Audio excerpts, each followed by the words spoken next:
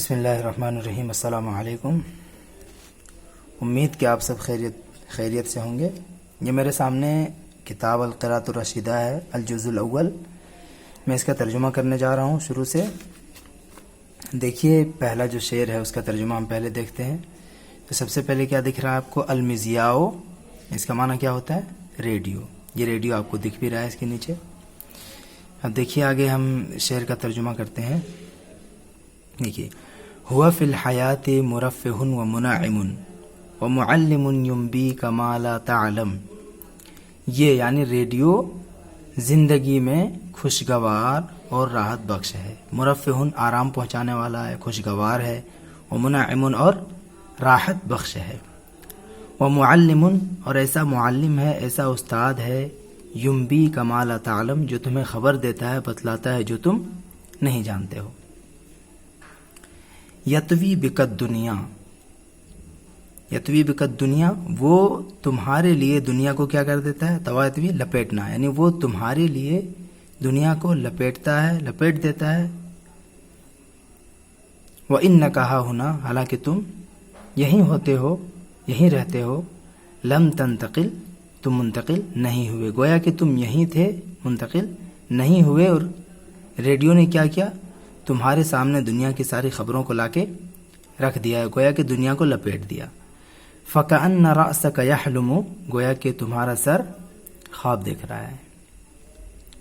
آگے دیکھیے تیسرا شعر ہے، من کل ارجاء البلاد حدیثہ، من کل ارجاء البلاد، شہروں کے تمام گوشوں کے بارے میں، تمام اطراف کے بارے میں، حدیثہ اس کی بات ہوتی ہے، یعنی اس کی بات ایسے بھی کر سکتے ہیں، اس کی بات شہروں کے تمام اطراف، ہر اطراف کے بارے میں ہوتی ہے۔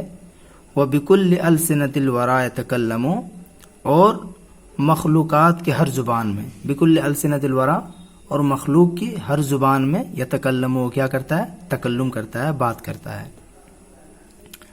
وَلَكَمْ سَمِعْنَا فِي الْمَسَاءِ وَفِي الضُّحَىٰ، وَلَكَمْ یہ کم ہے، یعنی کم مرتن، کتنی ہی بار، وَلَكُمْ یہ لام تاکید کے لیے آیا ہوا ہے، وَلَكَمْ اور کتنی ہی بار، سمعنا ہم نے سنا، فی المساء وفی الضحیٰ شام کے وقت اور چاشت کے وقت، صبح کے وقت، شخصاً ایک شخص کو کیا کرتے ہوئے؟ یترنم گاتے ہوئے، یعنی ایک شخص کو گاتے ہوئے سنا ہم نے، علی بعد النوا فاصلے کی دوری سے، فاصلے کی دوری سے ایک شخص کو، یہاں پہ دیکھیے سمعنا ہم نے سنا، کیا کرتے ہوئے؟ یترنم گاتے ہوئے۔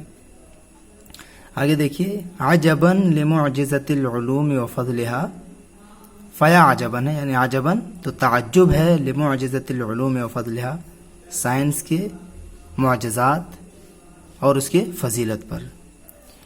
کم للعلوم علی البریۃ انعم، علوم کے یعنی سائنس کے مخلوقات پر، علوم کے سائنس کے مخلوقات پر، کم انعم کتنے احسانات ہیں۔ امید ہے کہ اب ترجمہ آپ کو اچھا لگا ہوگا۔ پڑھتے رہیے، ترجمہ سیکھتے رہیے اور ویڈیو دیکھتے رہیے، اسی طرح کی ویڈیو آتی رہے گی ہماری۔